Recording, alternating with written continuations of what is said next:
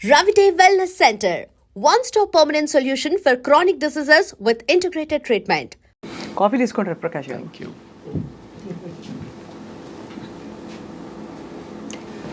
Okay, thank you. So coffee tea తాగుతుంటారా రోజంతా? తాగచ్చా డాక్టర్ గారు? కాఫీ యాక్చువల్లీ మా వైఫ్ అలవాటు చేశారండి. ఇదివరకు నాకు లేదు. తను వాళ్ళు రెసిడెన్సీలో చాలా ఎక్కువ నైట్ అవుట్స్ చేస్తూ ఉంటారు. సో ఆ రకంగా తను చాలా మంచి కాఫీ చేస్తుంది. సో ఆ రకంగా కాఫీ అలవాటు అయింది. Coffee is very good for health. అంటే once a day, that's what I have. Once a day అయితే నాకైతే డెఫినెట్గా మంచిదే అనిపిస్తుంది. నేను వన్స్ డేని తాగుతానండి, కానీ ఎప్పుడు తాగినా ఇప్పుడే రోజు ప్రారంభం అనుకుంటా. ఓ cheers.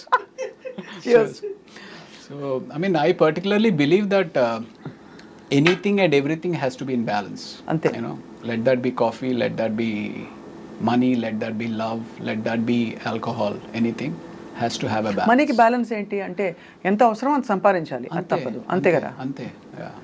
ఎక్కువ అని చావాలి అట్లా ఉండకూడదు అంటారు. అదేనా? అంతే. బట్ ఫర్ దట్ మ్యాటర్ మానిటరీగా, ఫైనాన్షియల్గా and even otherwise are you feeling that you have achieved and you feel fulfilled?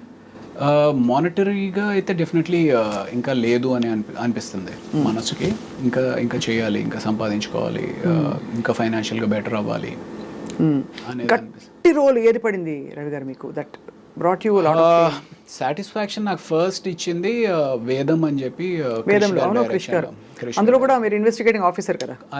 నేను ఒక హిందూ ఫేవరెటిజం ఉన్న పోలీస్ వ్యక్తి. దానిలో ట్రాన్స్ఫర్మేషన్ బాగుంటుంది. సో నాకు అది బాగా నచ్చింది. అండ్ నేను యాక్ట్ చేసింది మనోజ్ బాజ్పేయి తోటి. మనోజ్ బాజ్పేయి గారిని బ్యాలెన్స్ చేయగలను అనే ఒక నమ్మకం క్రిష్ డైరెక్టర్ దగ్గర ఉండడం అనేది ఐఎమ్ లక్కీ. అంటే నేను అప్పుడు ఆయనతో యాక్ట్ చేసినప్పుడు ఆయన ఎంత గొప్ప సత్యాలు యాక్ట్ చేశారు, మనం ఏదో చూసాం కానీ, బట్ అంత గొప్ప నటుడు అనేది నాకు తెలీదు, అంత ఫీల్ అవ్వను కూడా అవ్వలేదు. మన అడ్వాంటేజ్ ఏంటి అంటే తెలుగు. నాకు తెలుగు వచ్చి ఆయనకి రాదు. So probably I could balance with ఆయన్ని మ్యాచ్ చేయడానికి అది హెల్ప్ అయినట్టుంది. అండ్ అదొక సినిమా. తర్వాత చదరంగం అని చెప్పి Z5లో ఒక వెబ్ సిరీస్ చేశాను. అప్పటికి ఇంకా ఓటీటీస్ అంత పాపులర్ కాలేదు. సో దిస్ వాజ్ ఇన్ 2019 అనమాట. అది చేసా. అందులో కూడా ఒక త్రూ అవుట్ క్యారెక్టర్ బాగుంటుంది చాలా. That gave me lot of satisfaction. So అది కాకుండా కొండపొలం అని చెప్పి ఆ సినిమా సరిగ్గా ఆడలేదు కానీ కొండపొలంలో ఆ సీన్ ఏదైతే టెలిఫోన్ కాన్వర్సేషన్ ఉండి, సో నాకు క్రిష్ గారు ఆ బుక్ ఇచ్చారనమాట. ఆ బుక్ ఇచ్చి చదవమన్నప్పుడు 200 పేజీలు చదివిన తర్వాత కూడా నా క్యారెక్టర్ కనపట్లేదు. ఏంటి మధ్యలో కాఫీ తాగు అనే టైప్లో ఒక డైలాగు, లేకపోతే నేను వెళ్తున్నాను అనే టైప్లో ఒక డైలాగు. ఆ క్యారెక్టర్ పేరు అంకయ్య. ఏంటి 200 పేజీలు అయింది, బుక్ ఇచ్చి చదవమన్నారు అంటే క్యారెక్టర్ ఏదో ఉంటుంది అనుకున్నా. Then that scene came. ఆ సీన్ వచ్చినప్పుడు ఓహో ఈ బాల్ నాదనమాట, ఇందులో 6 కొట్టాలి అని చెప్పి I felt very happy doing that. అలాంటివి ఒక 4 గట్టిగా పడ్డాయంటే మీకు ఒక నెక్స్ట్ రేంజ్కి వెళ్ళిపోతారు. రేంజ్ అవసరం లేదండి, సాటిస్ఫాక్షన్. అమ్మా ఇన్ని సంవత్సరాలు సాక్రిఫైస్ చేసినందుకు మనం యూనో మంచి పని చేసాము, మంచి సినిమాలు చేసాము అనే సాటిస్ఫాక్షన్ ఉంటుంది. రేంజ్ అంతే. సో మీరు పెద్దవాళ్ళు పెట్టిన పేరు రవి, కరెక్ట్. తర్వాత తప్పుగా అచ్చు తప్పులో రవికాంత్ అయ్యారు. అచ్చు తప్పు కాదు. నేను ఇందాక మీకు చెప్పాను, నాకు ఒక ఫ్రెండ్ అసిస్టెంట్ డైరెక్టర్ పరిచయం అయ్యాడు. తనతోటే నేను ఉస్మానియా హాస్టల్లో ఉండేవాడిని అని కదా. తను సో ఇలాగ సినిమా అవుతుందనేది అదంతా అసలు మనకి స్పృహలో లేదనమాట. వెళ్ళడము ఏదో అంతా అయోమయంగా ఉండింది. నెక్స్ట్ డే చూస్తే పేపర్లో రాళ్లపల్లి రవికాంత్ అని చెప్పి ఒక ఫోటో పడింది. అరే రవికాంత్ ఏంటి అని చెప్పి నేను అనుకున్నా. సరే వెళ్ళి ఏంటి సార్ రవికాంత్ అని పెట్టేశారు ఏంటండి అని అడిగితే, అవును నీ పేరు రవికాంత్ అంట కదా, శ్రీను చెప్పాడు అంటే, శ్రీను వెళ్ళి అడిగా, రజనీకాంత్, శ్రీకాంత్, విజయకాంత్ లాగా రవికాంత్, నువ్వు కూడా పెద్ద హీరో అయిపోతావు, రవికాంత్ బాగుంది అని చెప్పి తను పెట్టేశాడు అనమాట. సో ఆ రకంగా రవికాంత్ అన్న. నాకేమో ఆ కాంత్ అనే సౌండ్ ఏంటో నాకు చాలా సెట్ అవ్వట్లేదు. సెట్ అవ్వకపోయేటప్పటికి అండ్ అప్పటికే టర్బులెన్స్, సినిమా ఫ్లాప్ అయింది, అటు మెడిసిన్కి వెళ్ళాలో తెలియదు, ఇండస్ట్రీలో కంటిన్యూటీ అవ్వాలో తెలియదు, ఏం చేయాలో తెలియదు, ఇంట్లో ఏమంటారో తెలియదు. ఆ టర్బులెన్స్లో ప్రతి ఒక్కడు ఆ గుడికి వెళ్ళి మొక్కుకో, ఇతన్ని వెళ్ళి కలు, అతనికి వెళ్ళి జాతకం చూపించు, ఇలా ఇలా ఇలా ఇలా న్యూమరాలజీలో ఒకసారి వెళ్ళి కన్సల్ట్ చేయి, పేరు మారిస్తే ఏమైనా వచ్చి మారుతుందేమో ఇది అదే అని చెప్పి వెళ్ళి కన్సల్ట్ చేశాను న్యూమరాలజీని. కన్సల్ట్ చేస్తే ఆయన ఇంకోటి ఏదో చెప్పాడు. అలా ఒక 2-3 పేర్లు పెట్టుకుని అలా ప్రయత్నాలు కొనసాగించి, ఒకటి నిశాంత్ అని చెప్పి, ఒకటి ధీరజ్ అని చెప్పి ఏదేదో చెప్తా ఉన్నారు. అలాగ కొంత ట్రావెల్ జరిగింది. ఫైనల్గా నాకు ఇవన్నీ కాదండి, రవి ఉంది కదా, కాంతి తీసేసి ప్రకాష్ ఏదో బాగుంటుంది, రవి ప్రకాష్ అని చెప్పి నేనే పెట్టేసుకుని నేనే కంటిన్యూ అయిపోయాను. అది ఘర్షణతోటి రవి ప్రకాష్ కింద అయ్యారు. ఆ తర్వాత మీరు అలాగే రికగ్నిషన్ వచ్చేసింది మీకు. Right, correct. మహేష్ బాబు గారితో మీ ఇంటరాక్షన్ అండి డ్యూరింగ్ అతడు కదా, అతడుకి ఆ టైంకే ఆయన he's a born star, is a born super star actually. So ఆ డిస్టెన్స్ అయితే ఉండేది, ఓ ఆయన మహేష్ బాబు సూపర్ స్టార్ అనేది ఇది ఉండేది. బట్ కలిసి మాట్లాడుతూ ఉండేవారు, అడిగేవారు, ఓకే ఇది అదే. అతడు అప్పుడు నాకు పెద్ద ఇంటరాక్షన్ లేకుండే. దాని తర్వాత చాలా సినిమాలు ఆయనతోటే చేశాను కదా, ఆ రకంగా ర్యాపో పెరిగిందనమాట. ఇప్పుడు who are your friends Ravi గారు? Heroes wise I'm not very close to, I'm close to all but not very close to buddies. అరే నాకు ఈ బాధగా ఉంది, లేకపోతే ఇంకోటి ఏదో షేర్ చేసుకునే అంత హీరోస్ ఎవరు లేరు. డైరెక్టర్స్లో నుంచి అయితే Krish is a very good friend of mind. And then ఇంకా పెద్ద డైరెక్టర్స్ అందరితో కూడా, కొంచెం డైరెక్టర్స్ తోటి బాగానే క్లోజ్గా ఉంటాను. మీరు ఎప్పుడైనా డైరెక్ట్ ప్రొడ్యూస్ చేసే ఆలోచన ఉందా? నేను ఒకటి యాక్చువల్లీ షార్ట్ ఫిల్మ్ ఒకటి చేశానండి, 2-1-0 అని చెప్పి యూట్యూబ్లో ఉంటుంది. If you'll I'm sure you would like it, you will like it, do watch it. 2-1-0 అని, కొడుకే కాదు కూతురు కూడా తన తండ్రి ఆశయాన్ని కళని నెరవేర్చగలదు అనే ఒక చిన్న థీమ్ తోటి స్టార్టింగ్ నుంచి ఎండ్ వరకు ఫుల్ ఎంటర్టైనింగ్గా ఉంటుంది అనమాట. There is no way it's preachy. ఎక్కడ ఒక మనం ఏదో నేర్పిద్దాం జనానికి చెబుదాం అనే కాకుండా ఫుల్ ఎంటర్టైనింగ్గా చేయాలి అనేది ఒక ఉద్దేశంతో చేశాను. Do watch it if you can. So ఇంకా అది కాకుండా కూడా లాస్ట్ 2 years నుంచి మీరు ఇందాక అడిగారు కదా ఇంకేంటి, if you are not shooting what do you do అని. సో లాస్ట్ 2 years నుంచి చాలా టైం స్క్రీన్ ప్లే మీద, I mean what is story అనే దాని మీద టైం ఇన్వెస్ట్ చేసి I'm been reading, doing a lot of homework on that. Oh wow. So అయితే would you say, I mean looking at you it feels like అనిపిస్తుంది అనమాట, మన ఇష్టం వచ్చినట్టు మనం జీవితాన్ని బ్రతకగలగాలి, ప్రెషర్ లేకుండా ఇదే చెయ్యి అది చేయొద్దని. That's freedom. You feel that's important?